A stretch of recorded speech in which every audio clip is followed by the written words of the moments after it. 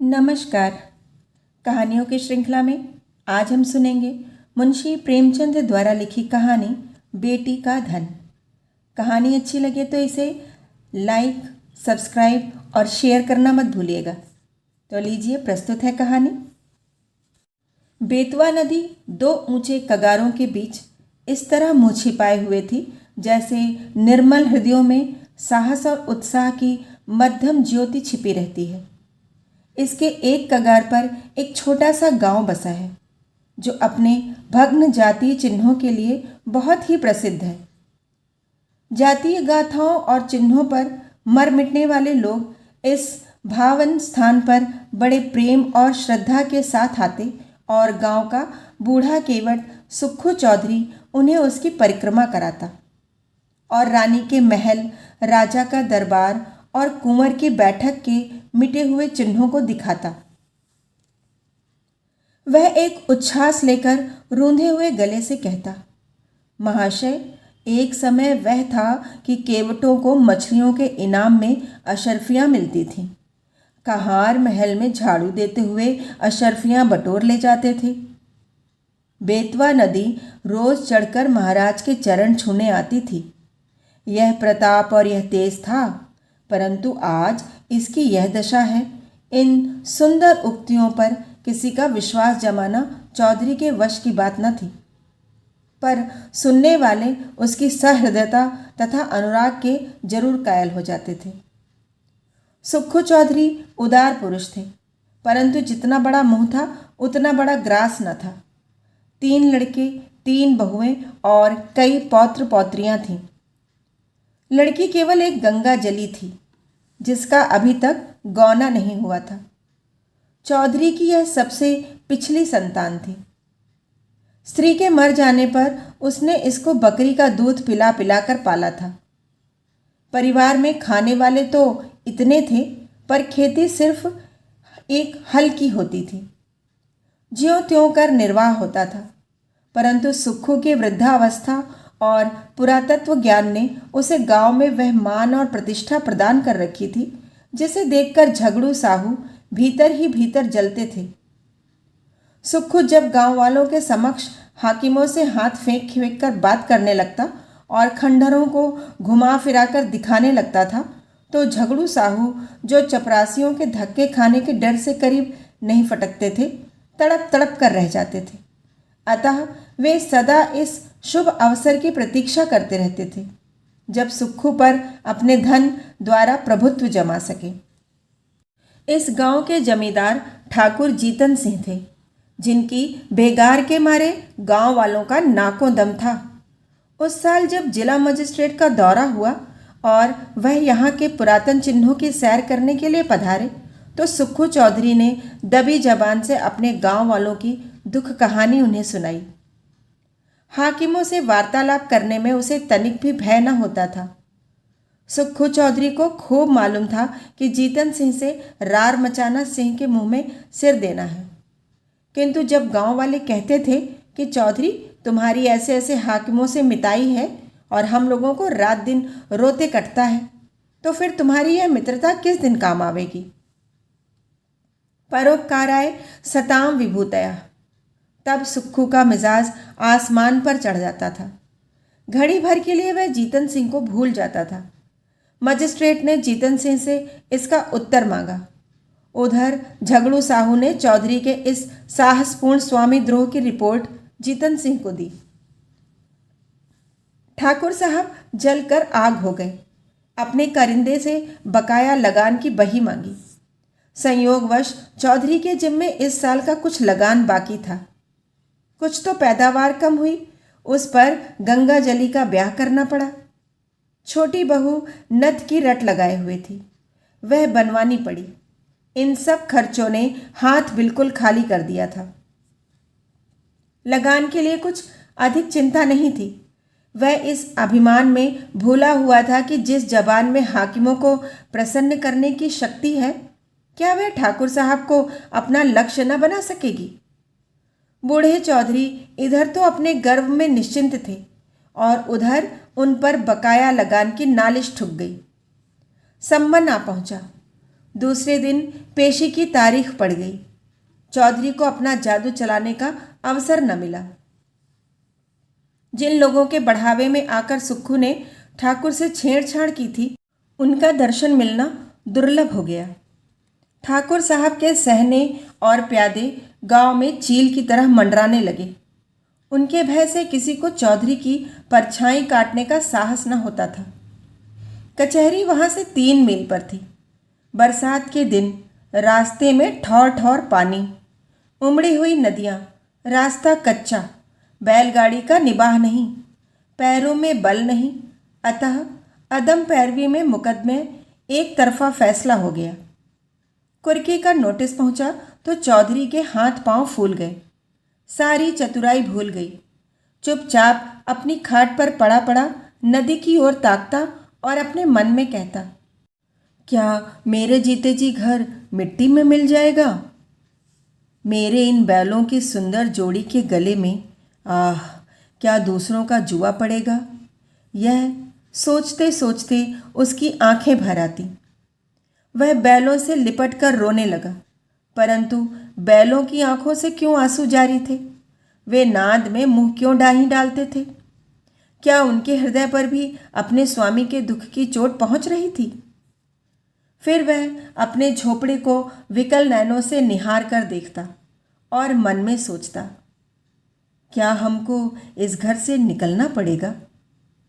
यह पूर्वजों की निशानी क्या हमारे जीते जी छिन जाएगी? कुछ लोग परीक्षा में दृढ़ रहते हैं और कुछ लोग इसकी हल्की आंच भी नहीं सह सकते। चौधरी अपनी खाट पर उदास पड़े घंटों अपने कुलदेव महावीर और महादेव को मनाया करता और उनका गुण गाया करता। उसकी चिंता दग्ध आत्मा को और कोई सहारा न था।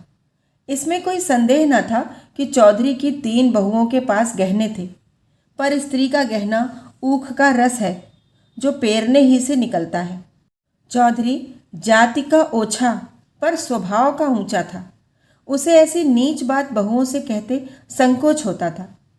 कदाचित यह नीच विचार उसके हृदय में उत्पन्न ही नहीं हुआ था, किंतु तीनों बेटे यदि जरा भी बुद्धि से काम लेते तो बूढ़े को देवताओं की शरण लेने की आवश्यकता न होती।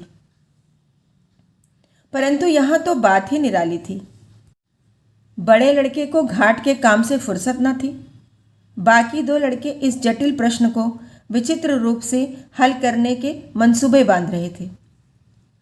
मंझले झींगुर ने मुंह बनाकर कहा, इस गांव में क्या धरा है? जहां ही कमाऊंगा वहीं खाऊंगा, पर जीतन सिंह की मूछें एक एक करके चुन लूंगा।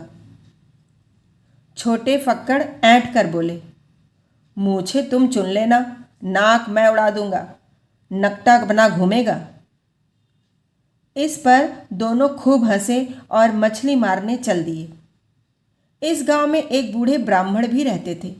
मंदिर में पूजा करते और नित्य अपने यजमानों को दर्शन देने नदी पार जाते, पर खेवे के पैसे न देते।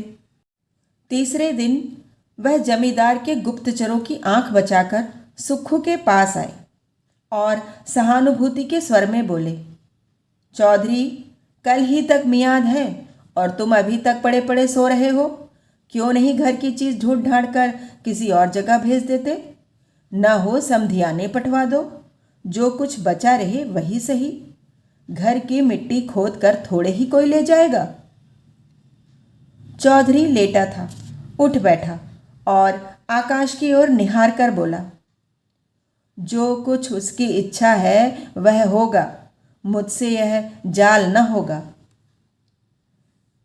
इधर कई दिन की निरंतर भक्ति और उपासना के कारण चौधरी का मन शुद्ध और पवित्र हो गया था। उसे छल प्रपंच से घृणा हो गई थी। पंडित जी, जो इस काम में सिद्धहस्त थे, लज्जित हो गए। परंतु चौधरी के घर के अन्य लोगों को ईश्वर इच्छा पर इतना भरोसा न था। धीरे धीरे घर के बर्तन भांडे खिसकाए जाते थे। अनाज का एक दाना भी घर में न रहने पाया। रात को नाव लदी हुई जाती और उधर से खाली लौटती थी। 3 दिन तक घर में चूल्हा न जला। बूढ़े चौधरी के मुंह में अन्न की कौन कहे पानी की एक बूंद भी न पड़ी। स्त्रियां भाड़ से चने भुनाकर चबाती और लड़के मछलियां भून भून कर उड़ाते। परंतु बूढ़े की इस एकादशी में यदि कोई शरीक था तो वह उसकी बेटी गंगा जली थी। यह बेचारी अपने बूढ़े बाप को चारपाई पर निर्जल छटपटाते देख बिलख बिलख कर रोती। लड़कों को अपने माता पिता से वह प्रेम नहीं होता जो लड़कियों को होता है। गंगा जली इस सोच विचार में मगन रहती थी कि दादा की किस भांति सहायता करूं।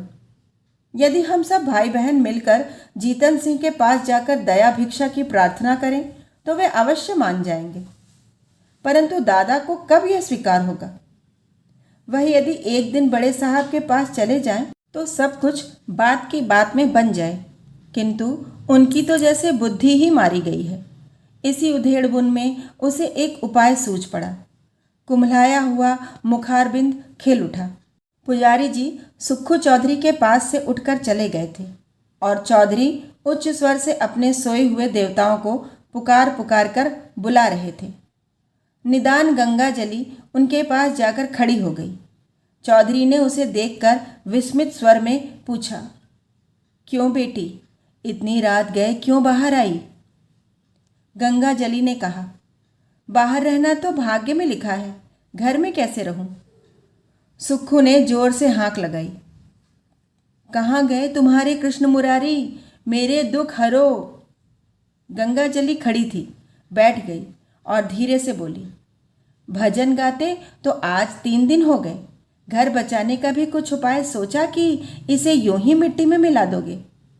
हम लोगों को क्या पेड़ तले रखोगे? चौधरी ने व्यथित स्वर से कहा, बेटी, मुझे तो उपाय कोई सूझता नहीं। भगवान जो चाहेंगे होगा। वेग चलो गिरधर गोपाल, काहे विलंब करो। गंगा जली ने कहा, मैंने एक उपाय सोचा है, कहो तो कहूँ। चौधरी उठकर बैठ गए और पूछा, कौन उपाय है बेटी? गंगा जली ने कहा, मेरे गहने झगड़ू साहू के यहाँ गिरव रख दो। मैंने जोड़ लिया है, देने भर के रुपए हो जाएंगे। चौधरी ने ठंडी सांस लेकर कहा, बेटी, तुमको मुझसे यह बात कहते लाज नहीं आती? वेद शास्त्र में मुझे तुम्हारे गांव के कुएं का पानी पीना भी मना है। तुम्हारी ड्योढ़ी में भी पैर रखने का निषेध है। क्या तुम मुझे नरक में ढकेलना चाहती हो?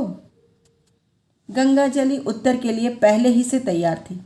बोली, मैं अपने गहने तुम्हें दिए थोड़े ही देती हूँ। इस समय लेकर काम चलाओ, चैत में छुड़ा देना। चौधरी ने कड़क होकर कहा, यह मुझसे न होगा। गंगा जली उत्तेजित होकर बोली, तुमसे यह ना होगा तो मैं आप ही जाऊंगी। मुझसे घर की यह दुर्दशा नहीं देखी जाती। चौधरी ने झुंझलाकर कहा, बिरादरी में कौन मुख दिखाऊंगा? गंगा जली ने चिढ़कर कहा, बिरादरी में कौन ढिंढोरा पीटने जाता है? चौधरी ने फैसला सुनाया, जग हंसाई के लिए मैं अपना धर्म न बिगाड़ूंगा। गंगा जली बिगड़ कर बोली, मेरी बात नहीं मानोगे तो तुम्हारे ऊपर मेरी हत्या पड़ेगी। मैं आज ही इस बेतवा नदी में कूद पड़ूंगी। तुमसे चाहे घर में आग लगते देखा जाए, पर मुझसे तो न देखा जाएगा। चौधरी ने ठंडी सांस लेकर कातर स्वर में कहा, बेटी, मेरा धर्म नाश मत करो। यदि ऐसा ही है तो अपनी किसी भावज के गहने मांग कर लाओ। गंगा जली ने गंभीर स्वर में कहा, भावजों से कौन अपना मुंह नचवाने जाएगा? उनको फिक्र होती तो क्या मुंह में दही जमा था, कहती नहीं। चौधरी निरुत्तर हो गए। गंगा जली घर में जाकर गहनों की पिटारी लाई और एक एक करके सब गहने चौधरी के अंगोछे में बांध दिए। चौधरी ने आंखों में आंसू भरकर कहा, हाय राम, इस शरीर की क्या गति लिखी है। यह कहकर उठे। बहुत संभलने पर भी आंखों में आंसू न छिपे। रात का समय था। बेतवा नदी के किनारे किनारे मार्ग को छोड़कर सुक्खू चौधरी गहनों की गठरी कांख में दबाए इस तरह चुपके चुपके चल रहे थे मानो पाप की गठरी लिए जाते हैं। जब वह झगड़ू साहू के मकान के पास पहुंचे तो ठहर गए। आंखें खूब साफ की, जिससे किसी को यह न बोध हो कि चौधरी रोता था। झगड़ू साहू धागे की कमानी की ओर एक मोटी ऐनक लगाए बही खाता फैलाए हुक्का पी रहे थे और दीपक के धुंधले प्रकाश में उन अक्षरों को पढ़ने की व्यर्थ चेष्टा में लगे थे जिनमें स्याही की किफ़ायत की गई थी। बार बार ऐनक को साफ करते और आंख मलते, पर चिराग की बत्ती उकसाना या दोहरी बत्ती लगाना शायद इसलिए उचित नहीं समझते थे कि तेल का अपव्यय होगा।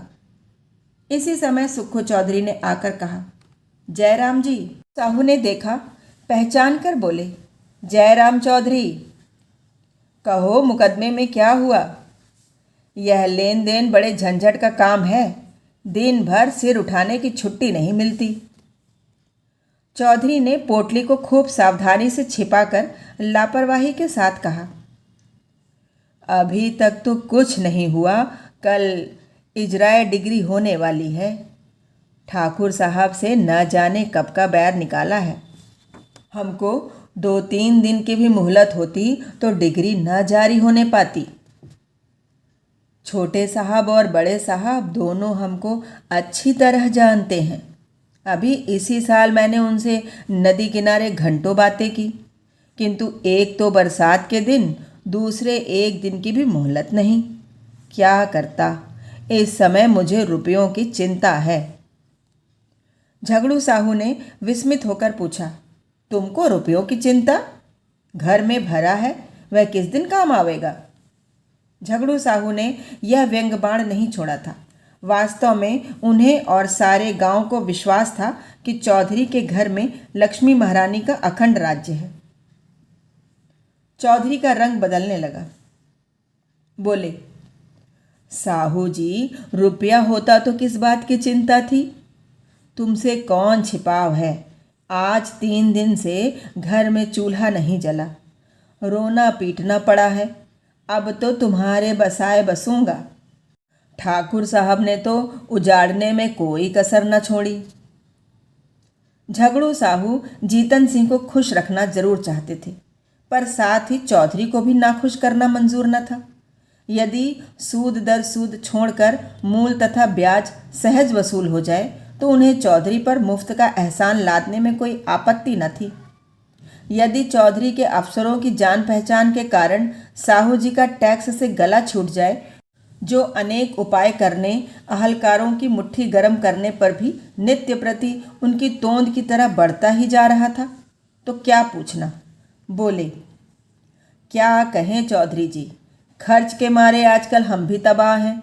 लहने वसूल नहीं होते, टैक्स का रुपया देना पड़ा, हाथ बिल्कुल खाली हो गया। तुम्हें कितना रुपया चाहिए?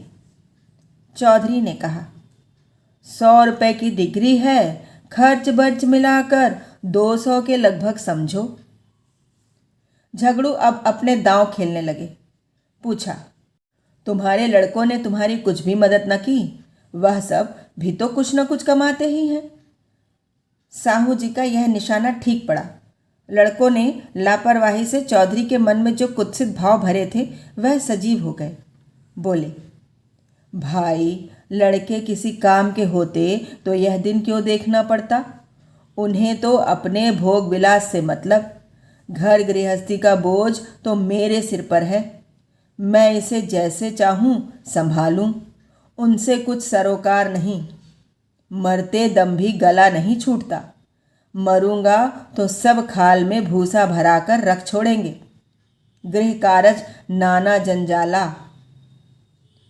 झगड़ू ने तीसरा तीर मारा। क्या बहुओं से भी कुछ न बन पड़ा? चौधरी ने उत्तर दिया, बहू बेटे सब अपनी अपनी मौज में मस्त हैं। मैं 3 दिन तक द्वार पर बिना अन्न जल के पड़ा था, किसी ने बात भी नहीं पूछी। कहाँ की सलाह, कहाँ की बातचीत। बहुओं के पास रुपए न हो पर गहने तो हैं, और वे भी मेरे बनाए हुए। इस दुर्दिन के समय यदि 2-2 थान उतार देती तो क्या मैं छुड़ा न देता? सदा यही दिन थोड़े ही रहेंगे। झगड़ू समझ गए कि यह महज जबान का सौदा है और वह जबान का सौदा भूल कर भी न करते थे। बोले, तुम्हारे घर के लोग भी अनूठे हैं। क्या इतना भी नहीं जानते कि बूढ़ा रुपए कहाँ से लावेगा? अब समय बदल गया, या तो कुछ जायदाद लिखो या गहने गिरो रखो, तब जाकर रुपया मिले। इसके बिना रुपया कहाँ? इसमें भी जायदाद में सैकड़ों बखेड़े पड़े हैं, सुभीता गिरो रखने में ही है। हाँ, तो जब घर वालों को कोई इसकी फिक्र नहीं तो तुम क्यों व्यर्थ जान देते हो? यही न होगा कि लोग हंसेंगे, सो यह लाज कहाँ तक निभाओगे? चौधरी ने अत्यंत विनीत होकर कहा, साहू जी, यह लाज तो मारे डालती है। तुमसे क्या छिपा है? वह एक दिन था कि हमारे दादा बाबा महाराज की सवारी के साथ चलते थे। अब एक दिन यह है कि घर घर की दीवार तक बिकने की नौबत आ गई है। कहीं मुंह दिखाने को भी जी नहीं चाहता। यह लो गहनों की पोटली, यदि लोक लाज न होती तो इसे लेकर कभी यहाँ न आता, परंतु यह अधर्म इसी लाज निभाने के कारण करना पड़ा है। झगड़ू साहू ने आश्चर्य में होकर पूछा, यह गहने किसके हैं? चौधरी ने सिर झुकाकर बड़ी कठिनता से कहा, मेरी बेटी गंगा जली के। झगड़ू साहू स्तंभित हो गए, बोले, अरे राम राम। चौधरी ने कातर स्वर में कहा, डूब मरने को जी चाहता है। झगड़ू ने बड़ी धार्मिकता के साथ स्थिर होकर कहा, शास्त्रों में बेटी के गांव का पेड़ देखना मना है। चौधरी ने दीर्घ निश्वास छोड़कर करुण स्वर में कहा, न जाने नारायण कब मौत देंगे। भाई की 3 लड़कियां ब्याही, कभी भूल कर भी उनके द्वार का मुंह नहीं देखा। परमात्मा ने अब तक तो टेक निभाई है, पर अब न जाने मिट्टी की क्या दुर्दशा होने वाली है। झगड़ू साहू लेखा जौ जौ बख्शीश 100 के सिद्धांत पर चलते थे। सूद की 1 कौड़ी भी छोड़ना उनके लिए हराम था। यदि 1 महीने का 1 दिन भी लग जाता तो पूरे महीने का सूद वसूल कर लेते, परंतु नवरात्र में नित्य दुर्गा पाठ करवाते थे। पितृपक्ष में रोज ब्राह्मणों को सीधा बांटते थे। बनियों की धर्म में बड़ी निष्ठा होती है।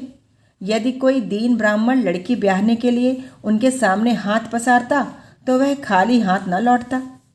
भीख मांगने वाले ब्राह्मणों को चाहे वह कितने ही संडे मुसंडे हों, उनके दरवाजे पर फटकार नहीं सुननी पड़ती थी। उनके धर्मशास्त्रों में कन्या के गांव के कुएं का पानी पीने से प्यासा मर जाना अच्छा है। वह स्वयं इस सिद्धांत के भक्त थे और इस सिद्धांत के अन्य पक्षपाती उनके लिए महामान्य देवता थे। वे पिघल गए। मन में सोचा, यह मनुष्य तो कभी ओछे विचारों को मन में नहीं लाया। निर्दय काल की ठोकर से अधर्म मार्ग पर उतर आया है तो उसके धर्म की रक्षा करना हमारा कर्तव्य धर्म है। यह विचार मन में आते ही झगड़ू साहू गद्दी से मसनंद के सहारे उठ बैठे और दृढ़ स्वर से कहा, वही परमात्मा जिसने अब तक तुम्हारी टेक निभाई है वही अब भी निभाएंगे। लड़की के गहने लड़की को दे दो। लड़की जैसी तुम्हारी है वैसी मेरी भी। यह लो रुपए, आज काम चलाओ, जब हाथ में रुपए आ जाएं दे देना। चौधरी पर इस सहानुभूति का गहरा असर पड़ा। वह जोर जोर से रोने लगा। उसे अपने भावों की धुन में कृष्ण भगवान की मोहिनी मूर्ति सामने विराजमान दिखाई दी। वही झगड़ू जो सारे गांव में बदनाम था, जिसकी उसने खुद कई बार हाकिमों से शिकायत की थी, आज साक्षात देवता जान पड़ता था। रूंधे हुए कंठ से गदगद हो बोला, झगड़ू, तुमने इस समय मेरी बात, मेरी लाज, मेरा धर्म, कहाँ तक कहूँ, मेरा सब कुछ रख लिया। मेरी डूबती नाव पार लगा दी। कृष्ण मुरारी तुम्हारे इस उपकार का फल देंगे और मैं तो तुम्हारा गुण जब तक जीऊँगा गाता रहूँगा। कहानी सुनने के लिए बहुत बहुत धन्यवाद।